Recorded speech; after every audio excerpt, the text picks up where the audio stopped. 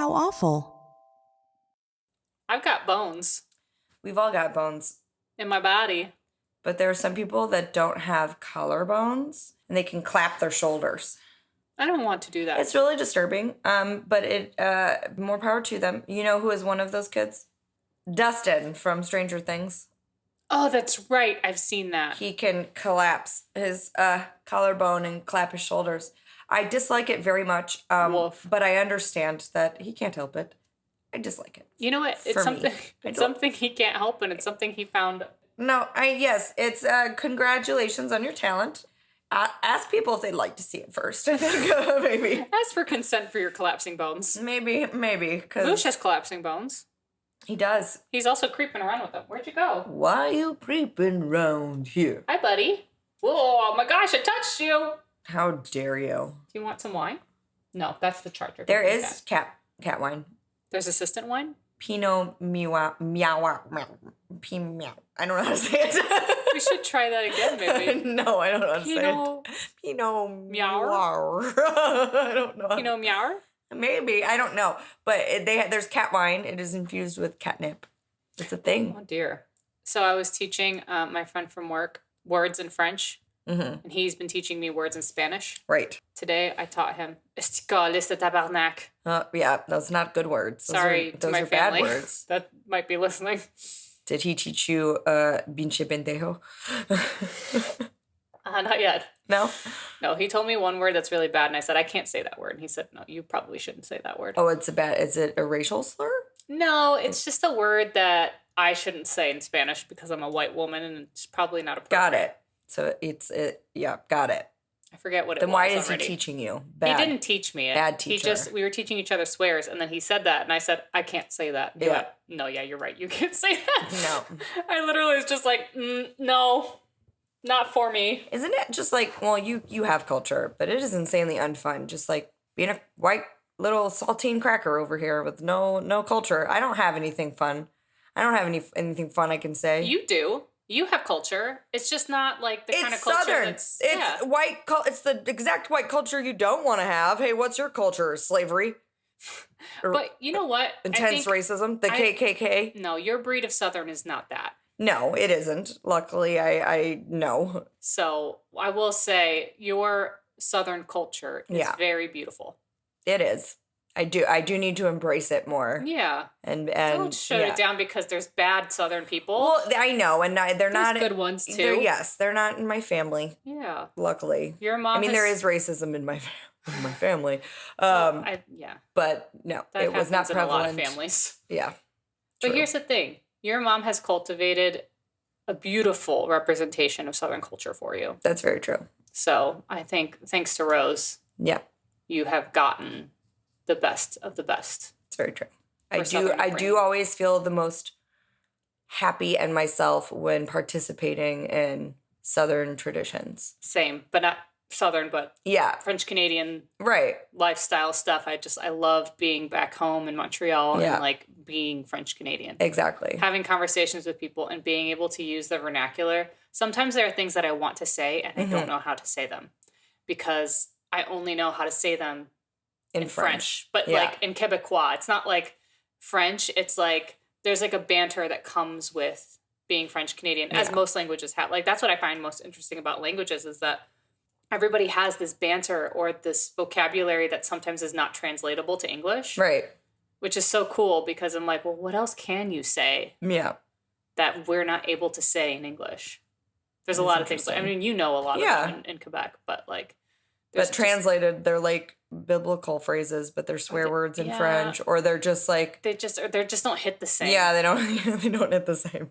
I've been specifically homesick for Southern summers. Miss that, man. On the lake. Yeah, getting a cabin with the whole side of my dad's family. Yeah. I think we have a good amount of Southern listeners, so. Yeah, and being on a lake and then starting a fire, roasting s'mores and hot dogs and driving like 40 minutes out of the way to go to a Sonic, to cruise the Sonic and get some cherry limeade because what else do you have to do? Or going to the drive-in movie theater on a really humid night. I do like the slow.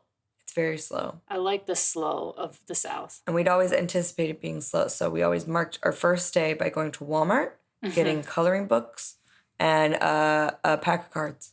Yeah. Because that would be our entertainment and pass books. The time, yeah.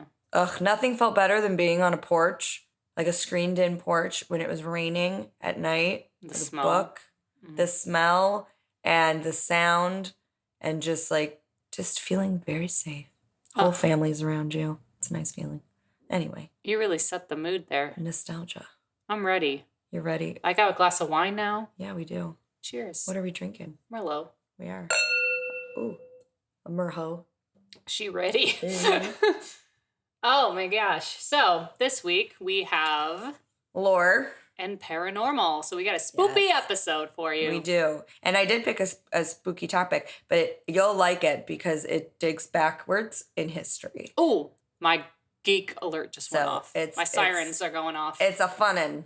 Oh, yeah. But it's a longin'. So as our favorite listener once said, maybe we should skip the unnecessary banter and just get into Will I let this go? As yet to be determined. No, I love this. Yep. I was like, she gets us. She gets us. She knows exactly what we're about. Unnecessary banter. Yeah. And stories. That's like literally my whole life. Yeah. I think if you cut all of the unnecessary banter from our life and gave us back that time, we would probably gain like at least 25 years. Minimum. This is normal banter in our day-to-day life, so. Pretty much. Actually, this is tame. That's true. This is tame. We should probably not hold back. No, we should. No. Let it rip. I don't think they need to know every minute detail. All right, well, let's have some more wine and then maybe we should load up before. Yeah, let's gas up the car. Hold for wine pouring. Choo choo. Choo choo choo choo choo choo. Choo. She's glamorous. She is. I really like these new little caps we got. I know. She bought aerator caps. She's very fancy. I feel like I'm at a winery. They go very nice with the beautiful wine glasses your mom bought us because she broke very many while she was here. Yeah. Thanks, MJ. She's a queen. Okay. We all broke many glasses. I know, and I told her that. She did not need to replace them as we have broken many. Yeah, she just knocked out 2 in a row and was like, oh God. And it's like, no, it's fine. We each knocked out 2 in a row. That's okay. I knocked out like 4 of my dinner plates. They all came crashing down. Is your arm bruised? Not really, but it's very sore. It's like tender. I don't know if you I can see where it is. Oh yeah, I can tell. But it's also a little swollen. It's like you can feel it. Yeah, your arm is swollen too. Yeah, I can feel that bump. All of the plates came crashing on my arm, and I'd only been awake for maybe like 10 minutes. It was a very big shock. I was just staring in shock. Tanya had to do all of the cleaning because it shocked my nervous system so much. I was shaking so hard I physically couldn't hold anything. Yeah, and I was just I'm sorry. When something's wrong, I'm like a get to work kind of person. Yeah, if she had broken all of the dishes, then it would have been me get out of the way, I'll do it. That's how our friendship dynamic works. We take care of each other. When one of us is in trouble, the other one's like, get out of the way, bitch, I got this. Back up. Da da da da. It's like, here, bestie comes to save the day. That's our dynamic. Yeah. If we both fucked up, then we both just stare at each other. Yeah, what do we do? I think my favorite part of the plates breaking was when I stared at you in disbelief and you stared at me in disbelief, and I saw this look on your face don't laugh, and then you went, I literally couldn't. I just started laughing because I was like, you were so uncomfortable. You didn't know what to do. I was also like, this is so weird. It's so of course that I couldn't stop laughing. Every single dish we own came crashing. None of them were safe in the dishwasher. They were all clean and all on the shelf. God, I know. I just had to laugh. I mean, I probably would have laughed. It's one of those. There's nothing else to do in this scenario other than be like, well, that was a fail. Well, the good news is I'm taking this new supplement called GABA, and it's a neuro supplement. So it helps replenish a hormone that's depleted when you're depressed and you're anxious and you take certain medications, things like that. So it's supposed to help improve relaxation, improve anxiety responses, improve sleep. It helps with just a lot. It helps with hormone imbalance, all that stuff. Look up GABA. GABA. I might take some. Yeah, I'll give you a couple to take. Yeah. And I've been taking it every morning, and I think I know I didn't have a perfect response to that. I still was very shaken up and anxious. But my typical anxiety response is getting very, very angry, like over the top angry. I'm aware that I'm angry and I typically announce it like, this is not an appropriate response or like whatever. Yeah.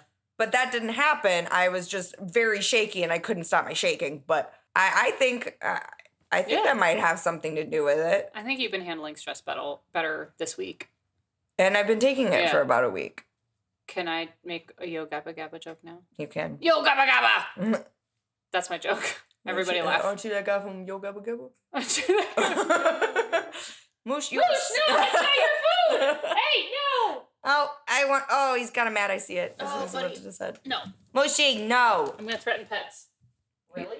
He's not afraid of the pets. For once in his life. Okay. Should we get started? Lore you? Yeah, lore me. Okay. I want you to applaud my dramatic start. Okay. We've all done it when we were kids. On a sleepover. In a school bathroom. Pretending not to be scared. Taking a deep breath. I know what this is. The lights out. Trying to control the shaking in your voice as you say, Bloody Mary. Bloody Mary. Very good. Very good. Thank you. Where did this childhood scare tactic come from? I will tell you. Bloody Mary is a legend of a ghost, phantom, or spirit conjured to reveal the future. She is said to appear in a mirror when her name is chanted repeatedly. The Bloody Mary apparition may be benign or malevolent, depending on... Malevolent? Malevolent. Phenomena. Okay. Depending on historic variations of the legend. Bloody Mary appearances are mostly witnessed in group participation play or by a man who is about to die. Just a man. Oh. Not women, just a man. I only did it with girls, so I don't know. Yes, I didn't even know boys did this. Historically, the conjuring ritual encouraged young women to walk up a flight of stairs backward, holding a candle and a hand mirror in a dark house. I don't like that visual. As they looked into the mirror, they were supposed to be able to catch a view of their future husband or wife's face. I like that they put future husband or wife's face, but they referenced that this was a woman walking backwards. Yeah, amen, sister. There was, however, a chance that they would see a skull or the face of the Grim Reaper instead, indicating that they were going to die before they would have the chance to marry. In the ritual of today, Bloody Mary allegedly appears to individuals or groups who ritualistically invoke her name. This is done by repeatedly chanting her name into a mirror placed in a dimly lit or candlelit room. The name must be uttered 13 times or some other specified number of times. I always knew it as 3 times. Bloody Mary apparition allegedly appears as a corpse, witch, or ghost that can be friendly or evil and is sometimes seen covered in blood. The lore surrounding the ritual states that participants may endure the apparition screaming at them, cursing them, strangling them, stealing their soul, drinking their blood, or scratching their eyes out. Some variations of the ritual call Bloody Mary by a different name. Hell Mary and Mary Worth are popular examples. Mary Worth, I've heard, yeah. The modern legend of Hanako-san in Japan strongly parallels the Bloody Mary mythology. Now let's examine the possible roots of Bloody Mary. Yes, I'm so ready for this. I was very excited when I figured out who it was that I was going to learn the history because I have no idea. There's 2 separate historical stories, so we'll hit them both. 2 roots.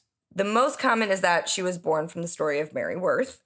This is the version I have heard. Yeah. So that's why I know that name. Many people already believed that Mary was a witch, simply because she lived in the forest in an extremely small cabin and was known around the local village for selling tinctures and herbal remedies.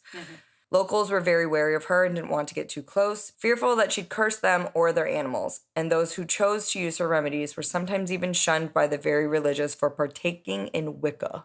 Asterix, or their assistants. Or their assistants, yes. Soon, small girls started to go missing. The people in the village looked everywhere that they could think of for them, but they just could not think of where she could be, or where the girls could be. Okay. A few brave folk even ventured toward Bloody Mary's cabin to search for the girls there. And although the witch denied all knowledge of the girls' disappearance, the families were suspicious. Her usually elderly and haggard appearance had drastically changed, and she was starting to appear more feminine and youthful. The villagers were suspicious, but there was little they could do. Don't be suspicious. Don't be suspicious. Don't be suspicious. Don't be suspicious. Where's that from? Broad City. One night, a girl only referred to as the miller's daughter was captivated by a mysterious noise that only she could hear. Whilst her mom was sitting up in bed, treating a very bad toothache using, as luck would have it, an herbal tincture that she'd bought from Mary. The miller's wife was very frightened and shouted for her husband to come and help and follow their daughter. They were shouting at their daughter for her to come back, but to no avail, as it was almost as though she was following an unspoken and unseen force. This is like Izzy when we're trying to call her and get her attention. Yeah, exactly. It's like she's following an unknown source just into the dark. It's Mary Worth. Getting the help of a few townsfolk, the town farmer noticed that there was a light at the edge of the woods. When they got closer, they noticed again that Mary Worth was standing in a clearing next to a huge oak tree. She was holding a wand, pointing it towards the miller's home, and was almost glowing with an unnatural light. What? And the miller's daughter was headed straight toward that light. Don't look into the light. Don't do it. When people ask, what is Bloody Mary, it's quite hard to answer, particularly as witches don't typically have wands or glow with an unnatural light. Unless they're Harry Potter. It's fair to say that most people imagine her as a witch or some other type of supernatural being. A wizard. It's a wizard, Harry. Once the farmers and the miller's father noticed just what Mary Worth was doing, they came after her with pitchforks and guns, and when she realized that everyone from the village knew what she was, she broke the spell and ran for the forest. What are you on about? What are you on about? She wasn't quick enough for the farmer, quickly loading his gun with silver bullets in the event that Mary ever decided to turn her attention towards his daughter. He fired a shot and caught her in the hip. She was caught, kicking, thrashing, and screaming, and tied to a stake, and a bonfire was promptly built so that the supposed witch could be gone for good. As she was burning, she said a curse upon the villagers and told them that if they ever dared to utter her name in a mirror, she would be back for them. Her spirit would return to wherever they summoned her to exact her revenge. So that's why she messes with the boys. Mm-hmm. I get it. Unfortunately for the villagers with missing children, when they got back home to the village and returned to Mary's house and did a proper search, they found what they were looking for: rows and rows of unmarked graves. It seemed like she'd been using the blood of their children to make herself more youthful. Does this sound familiar? This sounds very familiar. Come, little children, I'll take thee away. Yeah, this literally is like the Sanderson sisters. Okay, so luring the children to take their life essence and make themselves more youthful. Yeah. Disney got that from Mary Worth. Very interesting. I love that. Mm-hmm. Oh, is it Halloween yet? Guys, is it October yet? Not yet. Another tale, and the one I'm the most familiar with, so you're the most familiar with Mary Worth. I'm most familiar with this, is that Bloody Mary was actually Queen Mary the first Queen of England. Oh, you Remember know what? the Tower of London? Yes, I've heard this one too. Exactly. Oh my God. I didn't even know I heard this one too. I had heard this one. The legendary monarch was born on February 18th, 1516 in Greenwich, England at the Palace of Placentia. Oh, is she an Aquarius? The age of Aquarius. The age of Aquarius. She might be a Pisces, but I think she's an Aquarius. The only child of King Henry VIII. The eighth? Is the V an eight? Is a V a 5? Yes. V is a 5. V is a 5. So, yeah, King Henry VIII and Catherine of Aragon. Not that Aragon. Catherine of. Not Aragon from Lord of the Rings. No. Mary's lifetime of shame over her own femininity began at the young age of 17 when her father annulled his marriage to her mother. Frustrated by the lack of a male heir to the throne, this left the young Mary totally separated from her mother and forbidden from ever visiting her again. The king went on to marry his now ex-wife's maid of honor, Anne Boleyn, who disappointed him with yet another daughter, Elizabeth. Girls are so annoying, right? Annoying. Ugh. Worried that Mary may interfere with Elizabeth's succession, Boleyn pressed Parliament to declare Mary illegitimate and succeeded. I remember this. Of course, Boleyn was later beheaded by her husband for treason, but by this time the damage to Mary's name had been done. Since her teen years, Mary had been plagued with terrible menstrual pains and irregularity in her cycles, which would be attributed to her eventually physical and psychological stress later in life. She was also known to be struck with deep and frequent periods of melancholia, depression spells, which would stay with her throughout her relatively short life. Despite all the odds and afflictions stacked against her, Mary did eventually take the throne in 1553 at the age of 37 and promptly married Philip of Spain in the hopes of conceiving an heir. Yes, queen, get it. It's here where the origin of the Bloody Mary legend begins to take shape. Yes. Starved for love and forever seeking the approval of her father, Mary would replay this codependent pattern with her new husband, whom she was, quote, ready to lavish all her frustrated emotions on. Ooh. Unquote. 10 years her junior, and in no way is excited to reciprocate her amorous feelings. What? Philip fulfilled the negotiated duties expected of a royal marriage, and 2 months later, Mary's greatest wish came true. She was with child. Despite displaying the usual symptoms of pregnancy, including a swelling of the breasts and an ever-growing abdomen, the public remained suspicious of the queen's recent good fortune, and it didn't take long for rumors of a false pregnancy to start spreading. Come on, Mary, Mary, Mary. You're not going to be shouting that at the end. In a time without pregnancy tests and in which doctors couldn't examine a sitting monarch. Like, they literally could not examine her. That's... Her vagina was deemed holy, and they could not examine her. My vagina is now deemed holy. Do not examine it. All vaginas are holy. Yeah. Only time would tell. Oh, I see what you're doing. Ew. I didn't mean that. Oh, man. Could be true, but yucky. Only time would tell if these rumors bore any truth. Can't. Until then, the people of England and Spain kept tabs on Mary with a watchful eye. They're literally like, okay, so the people of England and Spain are like the Daily Mail and Us Weekly. I was going to say, this still is a thing. They're watching for the bump. This is what they do still. Yes. And so they waited. In customary fashion, Mary went into a private chamber where she was confined for 6 weeks before her expected due date of May 9th. Although the big day arrived, the baby didn't, and both she and the servants around her proposed that perhaps a miscalculation of delivery dates was to blame, now settling on a new one in June, a month later.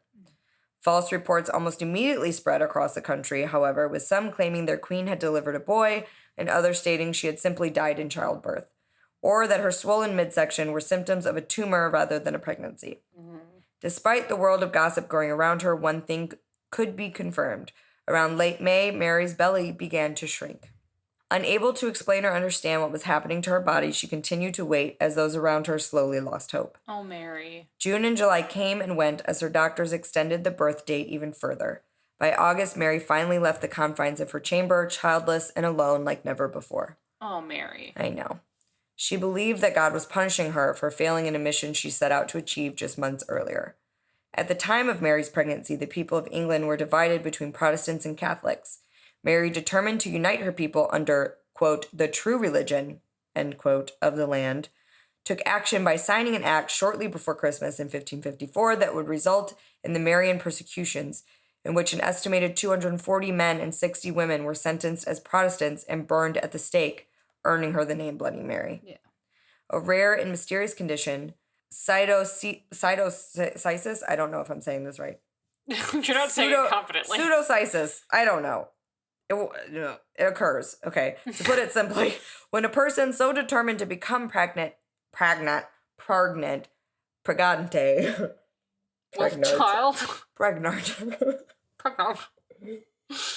actually tricks their own body into believing that it is. Hence the appearance of physical symptoms and even a discontinuation of the menstrual cycle. What? It's called a hysterical pregnancy. You can trick yourself into believing you're pregnant. And your body will start doing the symptoms. Female bodies are strange. Our hormones are crazy. I am aghast. Another possibility in Mary's case could be endometrial hyperplasia, often a precursor to uterine cancer, which can be backed by reports of Mary's low appetite and a lifelong history of menstrual irregularity. Years later, Mary announced herself pregnant again, although this time even her own husband remained unconvinced. Assured by the sure signs of pregnancy, she was later confirmed to have entered menopause and yet again did not deliver a baby. Mary. She died the next year at the age of 42, presumably of uterine or ovarian cancer. Now for the explanations that debunk how people may see things when they partake in the ritual. Some of this will be familiar from the Candyman story. Oh, yeah. Staring into a mirror in a dimly lit room for a prolonged period can cause one to hallucinate. Facial features may appear to melt, distort, disappear, and rotate, while other hallucinatory elements such as animal or strange faces may appear. Giovanni Caputo of the University of Urbano writes that this phenomenon, which he calls the strange face illusion, is believed to be a consequence of a dissociative identity effect, which causes the brain's facial recognition system to misfire in a currently unidentified way. That's still wild. Yeah. Other possible explanations for the phenomenon include illusions attributed, at least partially, to the perceptual effects of Troxler's fading and possibly self-hypnosis or apophenia. Troxler's fading, or the Troxler effect, is an optical illusion affecting visual perception. When one fixates on a particular point for even a short period of time, an unchanging stimulus away from the fixation point will fade away and disappear. Yeah, and I don't know if we did Candyman episode 2. Somewhere along those lines. Like 2 or 3. It was a super early episode. So yeah, this is jogging the memory. I think it was 2. Somewhere there, yeah. Recent research suggests that at least some portion of the perceptual phenomena associated with Troxler's fading occurs in the brain. And the last is the apophenia, is a tendency to perceive meaningful connections between unrelated things. The term was coined by psychiatrist Klaus Conrad in his 1958 publication on the beginning stages of schizophrenia.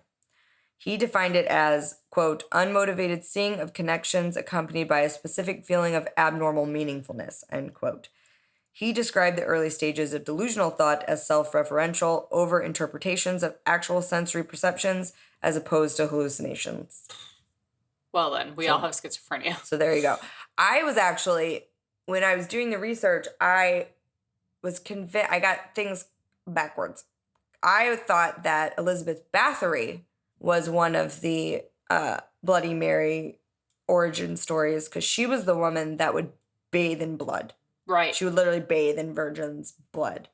But she was actually the inspiration for Dracula. Ah, okay. Yeah. Interesting. She would drink blood. She would bathe in blood. She would have her maids put the blood on her face. She was just covered in blood all the time. So she also smelled all the time. Armie Hammer? Yeah. Is that you? Is it you? Mic check, mic check. Mic check, mic check. Armie Hammer? Just checking. Roll call. Roll call. My sources. Yeah, let's have them. Was an allthat'sinteresting.com article, Meet the Real Life Bloody Mary Behind the Scary Legend. It was a Smithsonian Magazine article, The Myth of Bloody Mary Tudor. A Haunted Rooms article, The Bloody Mary Legend, The True Story of the Bloody Mary Ghost. Okay. And the Bloody Mary Folklore Wikipedia. Whew. So my first time ever doing Bloody Mary was at the Mullins house. Not a surprise. So I had... They were little weirdos. That's why I liked them. They were wild. My parents were friends with another couple, and they had 3 children. Mm-hmm. I was like smack dab in the middle of all 3 of them. So like it was perfect for me because I could hang... They were all like a year or 2 apart. Right. So I was like instant friends with all of them. Mm-hmm. They knew that I was a chicken shit, and they would put me in situations where I was super uncomfortable as a kid. Sounds like me. I'm kidding. So, no. They gave me no option. They would just, like, be like, all right, we're doing this thing. And I was like, oh, okay. I feel like I was always no, Tanya's scared of that. Yes, you were. Anytime they would come over for a sleepover, you were like, nope, Tanya doesn't like this. I will do that, but Tanya's scared of that. Do you remember when you guys did stiff as a board, light as a feather? Yes, I remember that. I was even scared of that. I know, you wouldn't do it. I know, I do remember that. Oh my gosh. That was with the Mullins. Yeah, that was with the Mullins. I, like, sat back and watched because I was scared. It didn't work. No, because you can't lift somebody up with your fucking fingertips. Well, I don't know. Because I did it with my friends Chrissy and Teresa. And I had a sleepover at Chrissy's house when I was like 12. And it was probably all like in your head. But it felt like it. Well, maybe she can fly. But she was me. I was the one that was doing it and felt like I had lifted up. You were the one that was stiff as a board and light as a feather. Light as a feather, yes. Light as a feather, stiff as a board. That's what it is. Right. But yeah, I remember doing it there. And I remember nothing happened, but I was so freaked out. And then, of course, I don't remember who, but one of the kids, because it was not just them 3. They had their cousins there, their neighbors. Like, it was always like, there was always a lot of kids there whenever I would go there. It just kind of felt like a show. Yeah, there was like some kid that was like, oh my God, like screaming. And I was like, oh yeah, the acting over the top. Yeah, there was always that one kid. Nothing really happened. That was you. No. Sometimes. Sometimes it was me. But I would do it on purpose because I would want to freak everybody out. Right. And then I'd be like, I was kidding. You were like, this is humorous to me. Like when I convinced everybody on a sleepover your house was haunted and had them like screaming and running around your house. And I was like, it's not. Guys, it's a brand new house. Yeah. We built that house on previously torn down property. So true. I never got haunted vibes from your house, but your house always creeps me out at night. There is. Because it is way too open. And she has this like her second floor is not enclosed. The hallway of her second floor is a balcony that overlooks her first floor. And at night, that shit is creepy. Yeah, we don't have curtains on the windows. We don't have curtains on the windows, so it's dark, black. Yeah. It's creepy. It's creepy. It was not a comfortable house at night. There's been a couple things that people have told me that they've experienced in my house. Really? Yeah, I don't know if I've ever told you this. No. I don't know if I completely buy it or if I think it's just like a weird happenstance. I've had a lot of uncomfortable feelings in your basement, but I'm just uncomfortable in basements most of the time. So there's been some light stuff in my basement. We have built like a guest suite down in the basement, and my aunt and uncle were staying there, Julie and Luke. Yeah. And Julie said that the light would just like turn off by itself. Interesting. Which could be like an electric thing, so I didn't Especially since it's in the basement. Yeah. On the day that our neighbor's grandmother died, my mom said that she encountered something in her bedroom, which she thought was Nona? Yes. She said something came into her room in the middle of the night. I think my mom was having a night terror. Yeah. Which is very, my mom has nightmares, which is why I originally was like, maybe I have like a shared memory with my mom, and maybe she had a night terror, but the neighbors validating that there was a ghost roaming. Oh, the Florida thing? No, that happened. No, that happened. Yeah. But there was like kind of like this brief moment where I was like, maybe like I have convinced like myself that I have a shared memory. But the neighbor is also saying that they've seen it. Yeah. It's more validating than that. But I do think my mom does experience night terrors. And I'm sure she'll be like, I don't remember that happening. But I remember you telling me, Mom.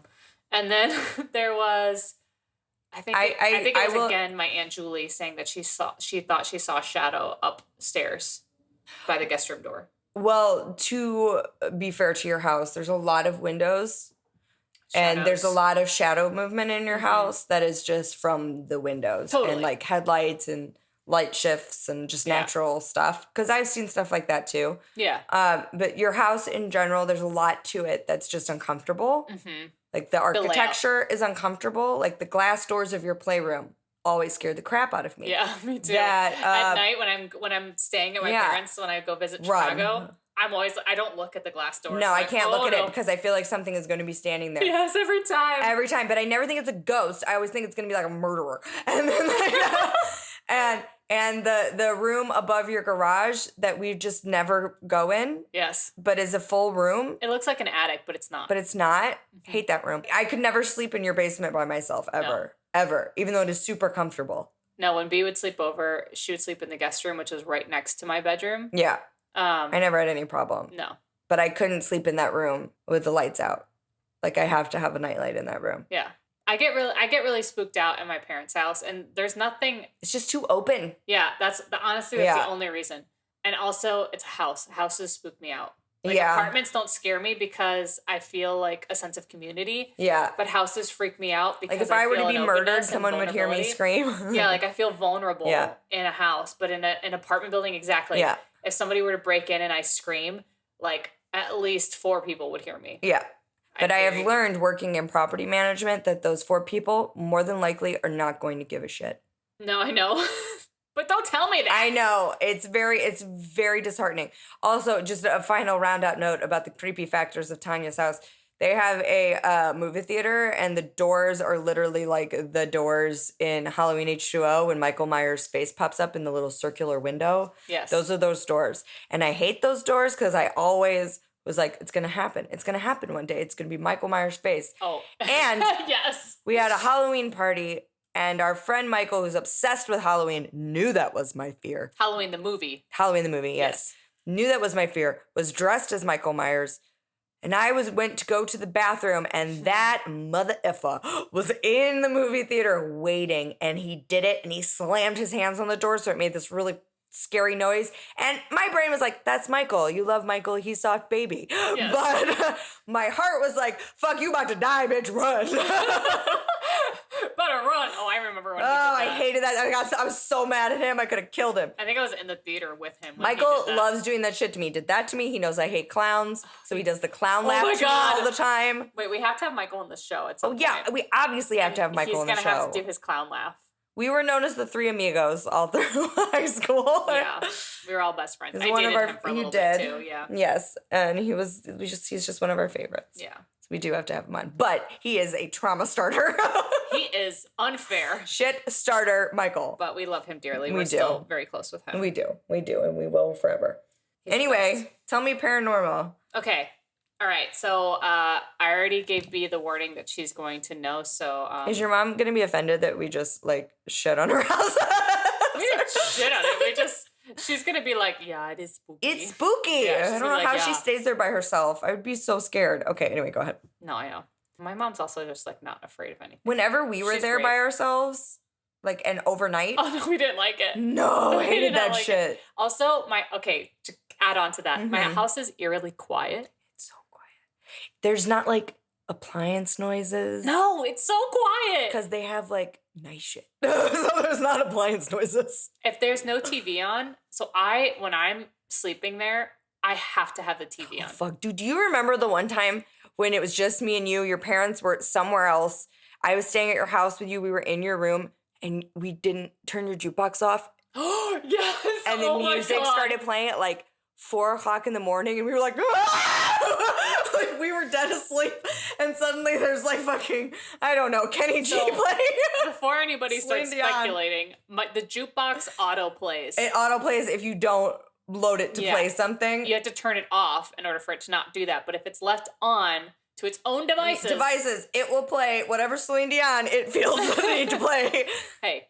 I don't remember what song it was. Nobody hate on Celine Dion. It wasn't a creepy song. Don't come for me. No. All right. Anyway. So, yes, I already kind of prefaced this to I will know this. That she will know what I'm talking about. Okay. Located at 525 South Winchester Boulevard. Yep. In San Jose, California. Yep. The Winchester Mystery House, once belonging to Sarah Winchester. Such a weird house. The widow of firearms extraordinaire is a labyrinth-esque mansion known for being quite the potpourri of wacky. Yes, I wanted to use the word potpourri. The potpourri. It's also insanely haunted. And we've been there. We've been there. And it wasn't. You didn't feel like it was haunted? No.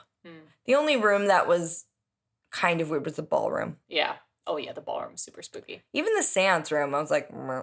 Yeah. Oh, and that room is at the top of the house that when you stand in the middle and you say it echoes around you and only you hear the echo. Yes. That room was creepy, but just because of the way it was built. Anyway, go ahead. Constructed in 1886 under the daily watch of Sarah Winchester, the mansion was built from the ground up, around the clock, by some accounts, without interruption, until her death on September 5th, 1922, at which time the work immediately ceased, totaling nonstop work on the home for 38 years. That's insane. Sounds miserable. It does sound miserable. Our friend Megan her house is under renovation right now, and I told her this specific detail of the research I was doing, and she was like, I literally saw a tear well up in her eye. Like, it can't be that long, She's right? like, it can't be. It can't be. 38 years. It can't be. After her infant daughter died of an illness known as marasmus. Marasmus? I think so. Fancy. A children's disease in which the body wastes away, and then her husband died of pulmonary tuberculosis, a Boston medium told her that she should leave her home in New Haven and travel west, where she must continuously build a home for herself and the spirits of people who had fallen victim to Winchester's rifles. Sarah Winchester inherited more than $20.5 million, which today is equivalent to $543 million. Jesus. She also received nearly 50% ownership of the Winchester Repeating Arms Company, giving her an income of roughly $1,000 per day, which was equivalent to $26,000 a day today. Oh, okay. Must be nice. Must be nice. These inheritance gave her a tremendous amount of wealth, which she used to fund the ongoing construction. The mansion was claimed by many to be haunted by the ghosts of those killed with Winchester rifles. So one theory is that Sarah continuously built in order to hide from the spirits or trap them. Mm-hmm. Carpenters were hired and worked on the house day and night until it became a 7-story mansion. She did not use an architect and added onto the building in a haphazard fashion. So the home contains numerous oddities, such as doors and stairs that go nowhere, windows overlooking other rooms, and stairs with odd-sized risers. You know what's crazy is it's 7 stories, but from the outside it looks like it's maybe 3. Well, because of how like short the stairs are and like the stories like literally the next thing I'm about to read is today it is only 4 stories. Right. Thanks to the 1906 earthquake. Oh, so it used to be 7 stories. They did say that. So then now looking at it, it makes sense that it's only 4 stories. Yeah. 3 or 4. Yeah. And I think I'm including a basement here. So when you look at it, it looks like 3 stories. And we were not allowed on the 3rd floor. No, because it wasn't stable. The first 2 floors. We did go to the basement. Mm-hmm. I didn't like the basement. No. I will say that. I didn't like the basement. And I didn't like, there's this really uncomfortable feeling looking out the windows onto the front lawn. Yes. So, like I said, today it's only 4 stories thanks to the 1906 earthquake. There are roughly 161 rooms, including 40 bedrooms, 2 ballrooms, 1 completed and 1 unfinished, as well as 47 fireplaces, over 10,000 panes of glass. 10,000. It's insane. 17 chimneys, 2 basement levels, and 3 elevators. Due to Mrs. Winchester's debilitating arthritis, special, quote, easy riser stairways were installed as a replacement for her original steep construction. They were so uncomfortable. They were so weird. I hated them. This allowed her to move about her home freely as she was only able to raise each foot a few inches. So, right. Do you remember? I remember. They were I felt like I was taking incomplete steps. Yes. There was only 1 working toilet for Winchester. It has been said that all other restrooms were decoys to confuse spirits. Yeah, wasn't there one restroom that was like behind like a glass door or something? There was several. It was just so weird. There are several that behind glass doors because they're used for exhibits, but not for actual. They want to discourage the guests from using them. Imagine. Because there's no plumbing in the house. They would do that. Yeah, but that's the thing. Like, there's no plumbing in the house, so people cannot go to the bathroom in there. They might have it back in the day, but not today, Satan. This is also the reason why she slept in a different room each night, to like decoy and confuse the spirits. Right. When Winchester died, all of her spirits are like, "Oh, where'd you go? Gotta find her. I'm not omnipotent. I can't see." Right. When Winchester died, all of her possessions, apart from the house, were bequeathed to her niece and personal secretary. Not bequeathed. Bequeathed. Her niece then took everything she wanted and sold the rest in a private auction. It supposedly took 6 trucks working 8 hours a day for 6 weeks to remove all of the furniture from the home. Mrs. Winchester made no mention of the mansion in her will, and appraisers considered the house worthless due to damage caused by the earthquake, the unfinished design, and the impractical nature of its construction. It was sold at auction to a local investor for over $135,000 and subsequently leased for 10 years to John and Maine Brown. Good call. Ta-da! Oh, I miss Ta-da. I miss Ta-da too, mostly because concerts. I wonder how Ta-Da's doing. If I see Ta-Da again, I'm going to buy a water bottle from him. If I see you again, Ta-Da. Ta-Da. I'll never take Ta-Da for granted. I never did, but... And subsequently leased for 10 years to John and Mame Brown, who eventually purchased the house. In February 1923, 5 months after Winchester's death, the house was opened to the public, with Mame Brown serving as the first tour guide. So, as you can tell, B and I have been here because they host tours at this house. So you can, if you live in the California area, you can drive to San Jose and tour the Winchester house. I highly suggest it. We had a blast. Yeah, it was such a fun. We were killing time before Harry Styles' concert in San Jose. And our favorite thing to do to kill time is creepy shit. Yeah, so, go to museums or like tour something, and it was so fun. So it was definitely a really, really fun way to spend the day, although it did not creep me out whatsoever. No, I would have loved to do that at night. Yeah, I think it would have had a different vibe at night. I don't like that they do the like fake scares for Halloween. Yeah.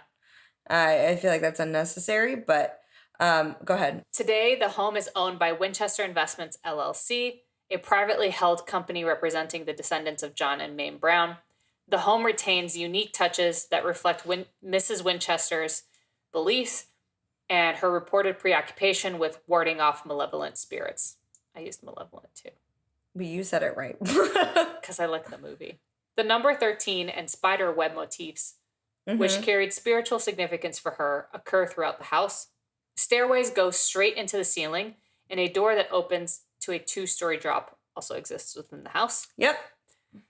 As for the hauntings, Yarr. what we're really here for. What we're really here for. Just the house itself is very fascinating. Fun fact, I don't know if you know this, but you know that guest book? Yeah. Was outside? I gave a little homage to our Gilmore Girls love and wrote Satan sat and forever is at work here in there. Oh my God, I love that. I was like, I don't know how many people will get it, but no. I did that. Anyway, go ahead. Okay, so as for the hauntings, a number of employees and a few visitors claim to have crossed paths with Clyde, a mustached man with black hair, sometimes seen pushing a wheelbarrow in the basement. Mustache you a question? Mustache you a question, Clyde. Or trying to repair the fireplace in the ballroom. He's been described to management as, quote, "We really like the actor who was repairing the ballroom fireplace, wearing white overalls and a Victorian boater hat," end quote. And they would say there wasn't a repairman. That didn't happen. That didn't happen today, but glad you saw Clyde.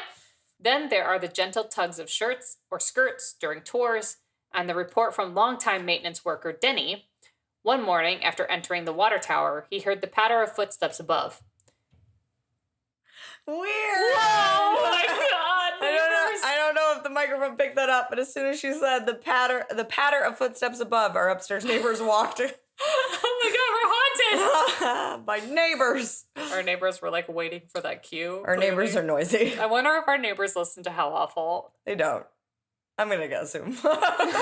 Maybe they do now. Maybe that's what we should do. We should print out flyers and just put them on everybody's door in the apartment building. We should put like a sign in the elevator that just says, "Subscribe, How Awful Podcast." What we should do is do an episode dedicated to the Scrubs Hospital and how it is now our apartment building. And after that, post it on everybody's door. Like, listen to this podcast. No, we're going to scare the neighbors. But that's so fun. Our leasing agents are going to be like, "You're fired." They don't need to know. They don't need to know. How are they going to know? How are they going to know? How are they going to know? Oh, anyway, we're talking about Denny. Yep, Denny heard the patter of footsteps. But not Denny Duquette. Oh. My favorite ghost. Oh, Denny. So anyway, Denny goes upstairs to let the trespasser know, hey, the 3rd floor is off limits. But the footsteps always seem to be one step ahead of him. So 1 floor above, he keeps chasing the footsteps and keeps not finding anybody. His search landed him on the roof with no one in sight. Damn. Chasing a ghost. The most commonly reported supernatural. I was walking with the ghost. Ooh, good jam. Yeah. Tegan and Sarah. Yep. Out of my mind. They're so good. They have so many bops. Yeah. I like them. That was a college band. Yeah, I like Tegan and Sarah. I still listen to Tegan and Sarah sometimes. All right, so the most commonly reported supernatural occurrence is the appearance of a shadowy human-shaped manifestation. What seems like an, quote, "are my eyes playing tricks on me?" moment may sometimes feel too real to ignore. Always feel like somebody's watching me. I don't remember. I get no privacy. There it is. Yeah. I couldn't remember it either, and it came to me. Man, we're going to go ham in October, guys. You don't even know what's going on. Guys, when we started this podcast, it was October, and we were new here. We didn't know what to do. No. Just you wait for this October. Just you wait. Just you wait. Okay, anyway. Shadow. anyway, focus. Anyway, we're in May right now. It's May. It's not October. We're ahead of ourselves. Do you think Horror Nights? Do you think Horror Nights? I 100% think Horror Nights. I think it'll be limited capacity, but I think Horror Nights. Anyway, shadow figures or shadowy shapes that resemble people are purported to be seen roaming around corners, down long hallways, and appearing in windows. Speaking of windows. A former marketing director employed by the house captured a photo in 2015 and caught what appears to be a human-shaped apparition looking out from the front gardens. Do you want to see this picture? I do want to see this picture. I love looking at ghost pictures because my body tells me when they're real or not, honestly. You're going to find it right away. That white thing? Yes. We'll zoom in. Yeah. That's like a full body. I don't... Really?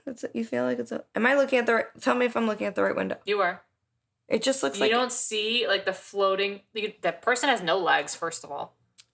Yeah. I see it, but I'm not getting at all the feeling I get when I'm looking at a ghost. Really? Yeah, I think it's just something... I think it's something else.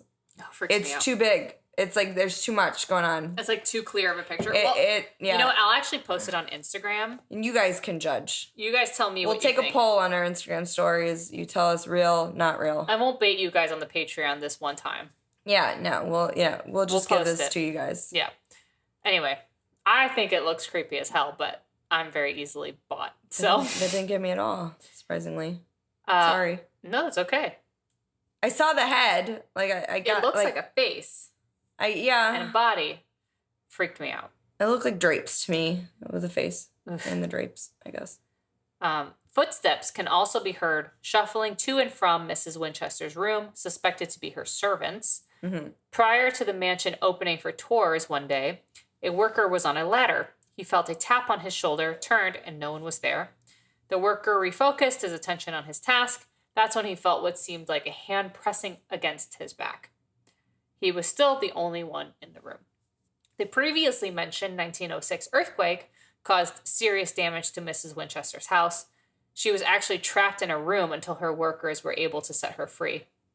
Deeply shaken by her experience, Mrs. Winchester had the room sealed. It stayed that way until last year when the room was opened and added to the tours. On one of these tours, a guide gathered participants in the room to explain the history and point out the objects found inside more than 100 years after being sealed. The guide heard a loud sigh in the hallway, so she went outside to bring in the straggler. Mm-hmm. Didn't find any tourists, but did see a small, ghostly form gliding around the corner. Casper. The guide quickly followed. Can we watch Casper this year? Oh my God, yes. Can we please? I love Casper. Sawa. Oh, can I keep you? Oh, so cute. She still didn't see anyone, yet she heard another sigh. Perhaps Mrs. Winchester had used the sealed room as a refuge from tourists. I'm going to actually, this is a quote, so I'm going to read this verbatim. Okay. It was like a Reddit Q&A that I found by a tour guide who actually works at the Winchester House. Mm-hmm. And her username is Thelonious Jazz, I think. Okay. That's how it's pronounced, but I'm not sure. Thelonious? So, I think it's... Thelonious Jazz. Thelonious. Yeah. You're probably right. Yeah.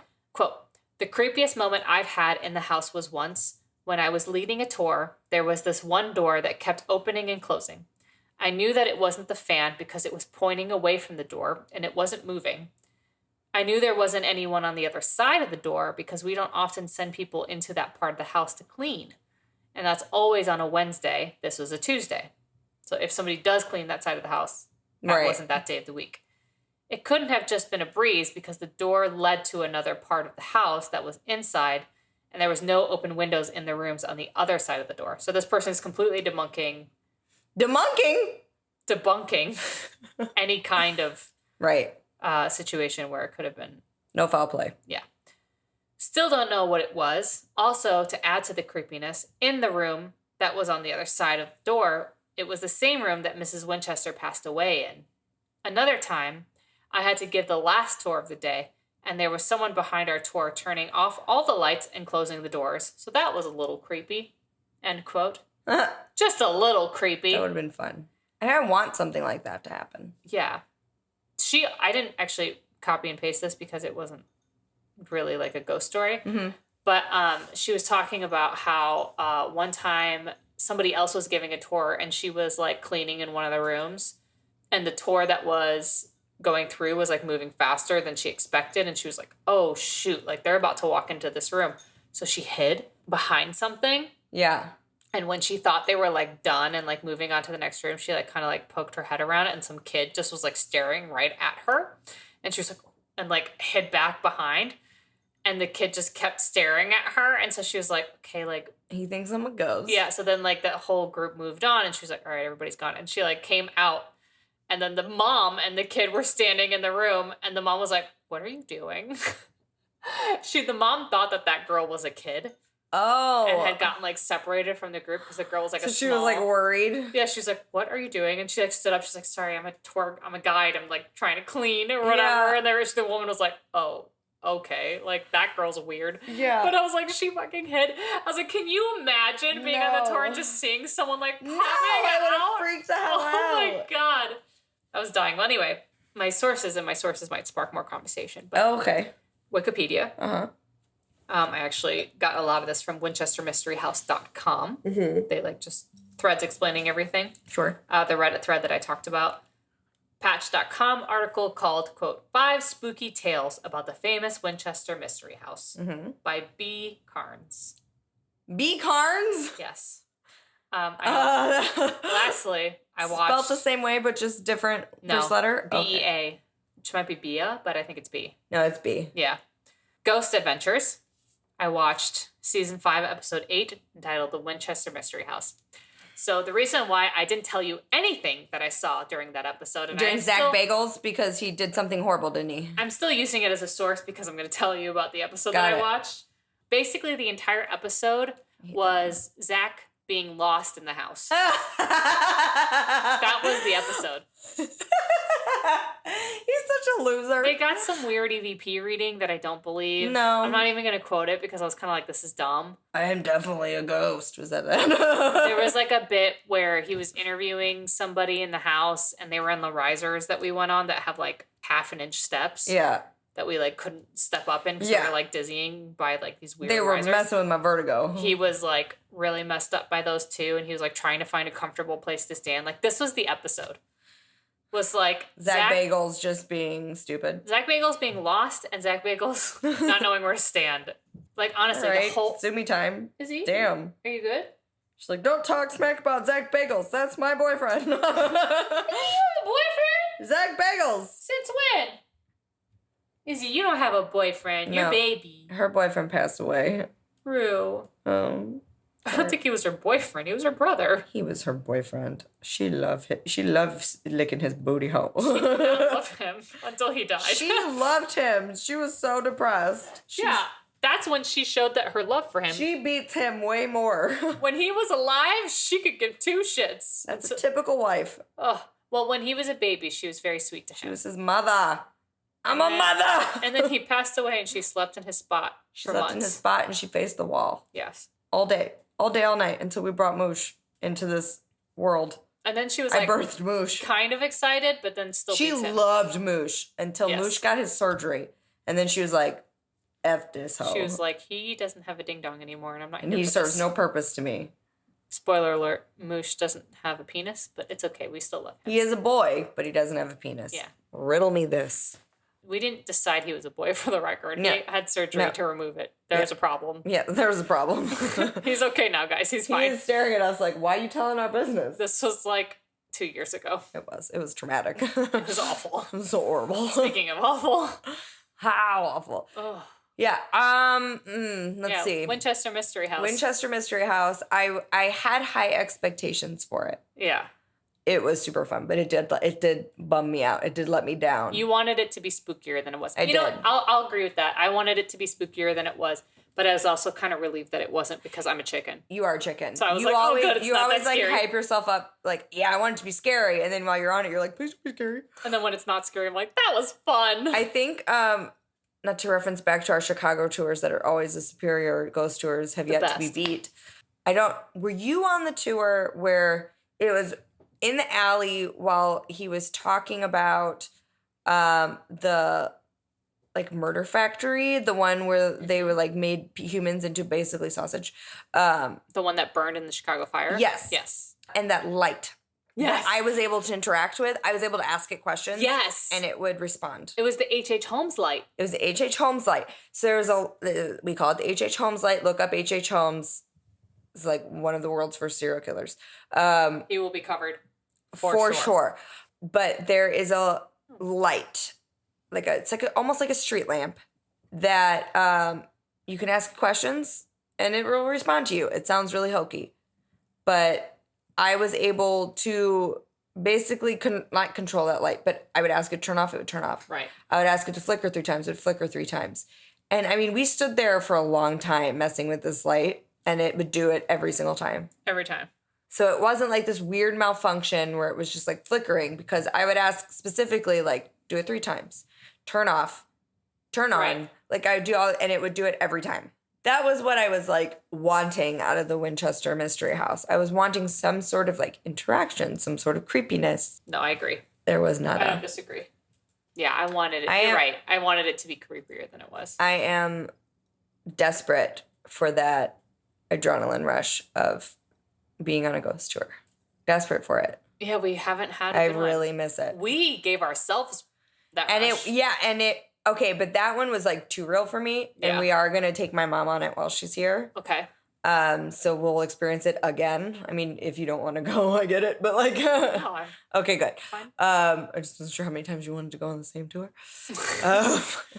I mean, hopefully I'll be able to go on it every weekend someday. Right? Wouldn't that be fun? Mm-hmm. I mean, we have secret plans we're not going to talk about in terms of investigating Queen Mary. Yes. Don't tell Rose. Don't tell Rose. No, she actually said something. When Nate was here and I was like, I don't know what to do with him for like the last few days. She was like, Queen Mary? She probably felt safer. Yeah, and I was like, it's okay that I go now? And she was like, well, your protector is here. Yeah. Because he kind of surrounds me with protective energy, so she was comfortable with it. But I did look it up because I thought, we can take him to the bar and have a drink. And we can walk around it, kind of do our own exploring. If we get yelled at, we get yelled at. Yeah. But the hotel is closed completely right now. Oh. Sorry if you hear purring. Assistant purring.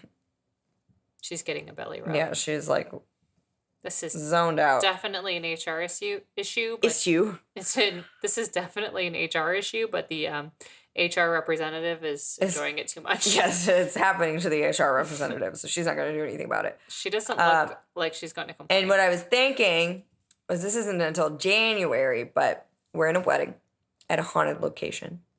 It is haunted. We've been there. I knew it was haunted when we went there. Mm-hmm. This was in college when we went there, though. And I'm kind of wondering, like, I don't know, can we talk to them? Because they'll be setting up the wedding the night before.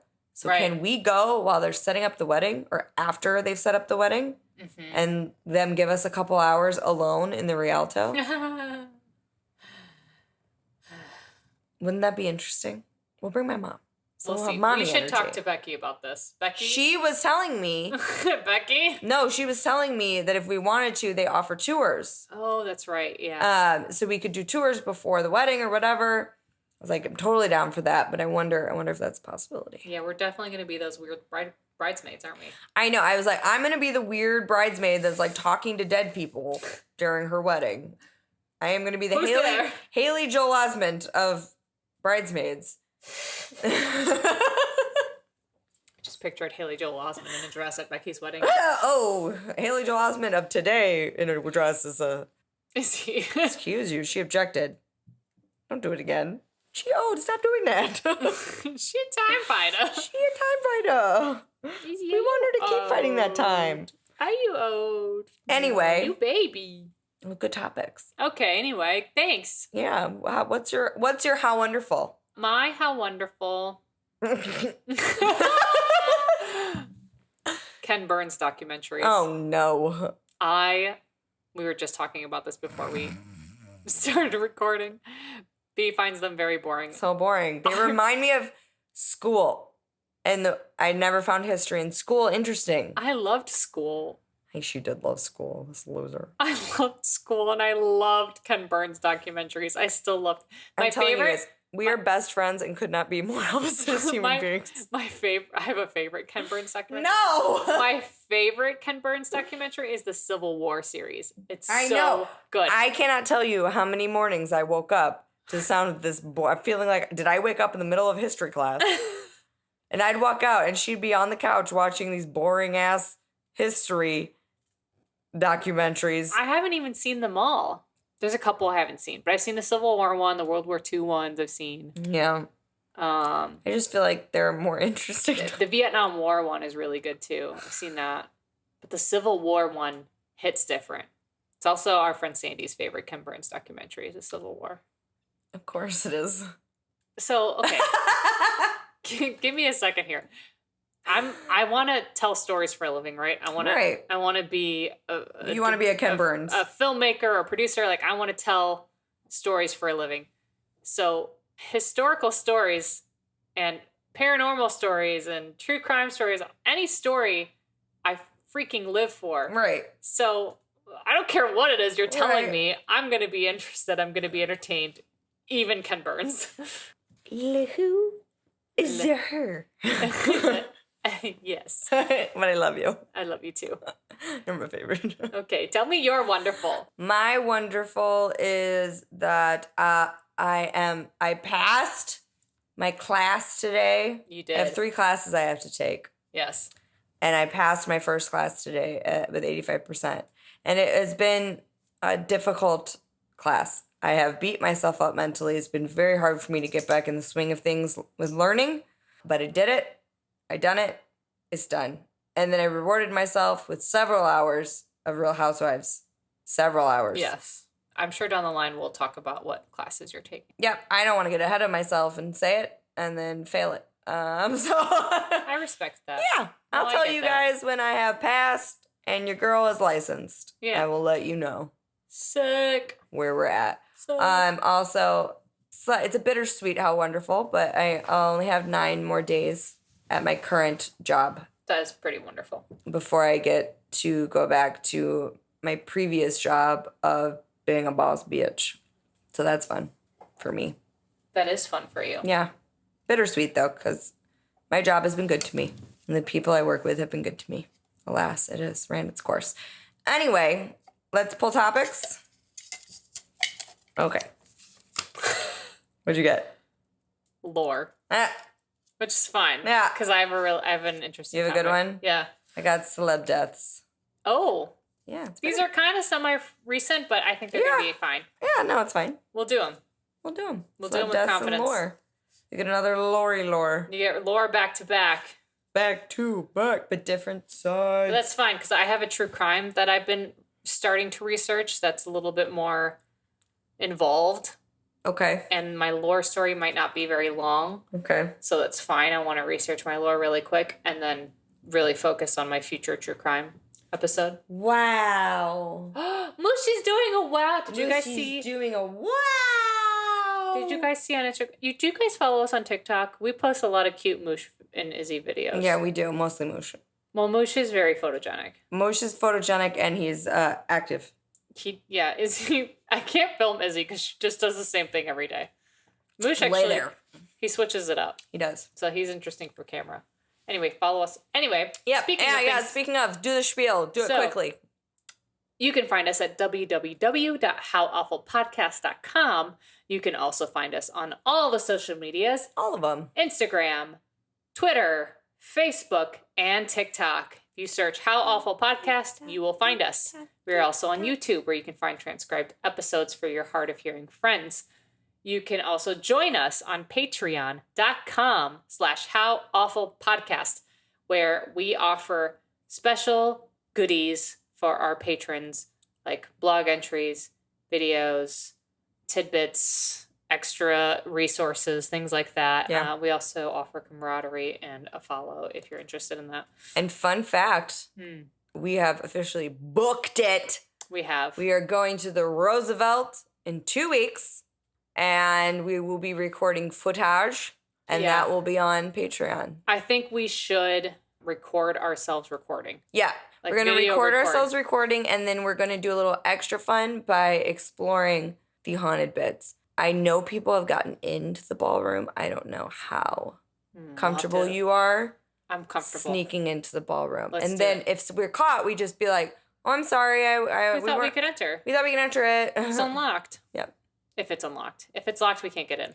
I mean, we could also do the above board way and ask the front desk, like, hey, we're here to do a podcast. I'm sure that's not new to you. Would it be okay if we go in the ballroom? Yeah. Like, is there somebody that could let us in there? So we did ask for the haunted room. We did. For room 928, the Montgomery Clift room. Yeah, so hopefully we get it. They said that they try and do their best to offer what's requested, so we'll see how it goes. Yeah. I said if not that room, any room on the 9th floor. Because the whole 9th floor, the 9th floor hallway is haunted. Yeah, so at least we can explore the haunted hallway. We're gonna have to caffeinate because we're gonna be up pretty late. Oh God. Investigating. We might be drunk. We will definitely be drunk. That'll be another fun perk for the Patreon because we will have gone to dinner at the Barish, the Nancy Silverton Michelin star restaurant, where we will have consumed a bottle of wine, absolutely, without a doubt. And then we will return to our room where we will consume a bottle of wine, absolutely, without a doubt. We'll probably have a couple glasses before we go to dinner, and then the whole bottle at dinner, and then the rest of the bottle at... It's going to be a blast. It'll be fine, guys. Come join us. We'll be fine. Join us when we go to the Roosevelt in 2 weeks. And like we said, that video is going to be up on patreon.com for a long period of time before it's available to the public. So please come check it out. Join us, patreon.com/howawfulpodcast. You can also email us. As I'm sure you've heard, if you are a frequent listener, we love to read listener stories. So if you have anything spooky that's happened to you, anything creepy, anything awful, or you can also share something wonderful that's happened to you, we would absolutely die to read that on the podcast. And then we could be on the podcast as dead people. Oh, boy. Yeah.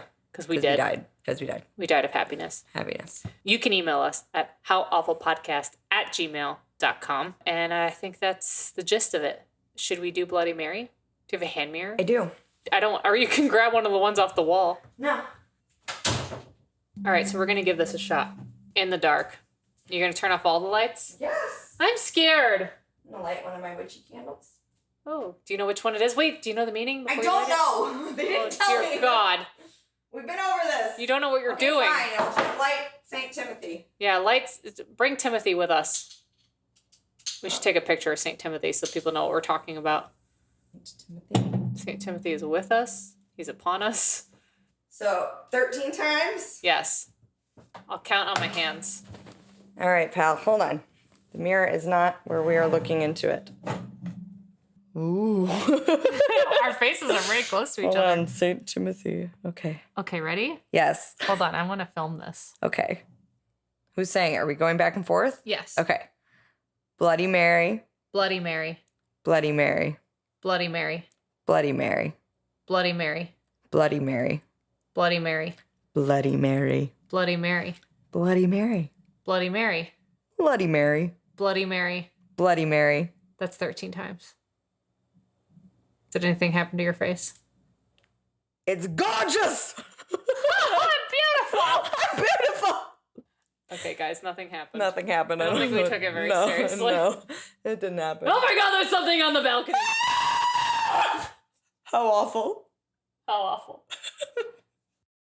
As always, we've been B and Tanya Lee. Our logo was created by MJ Savard, and our theme music courtesy of Nikki Lou.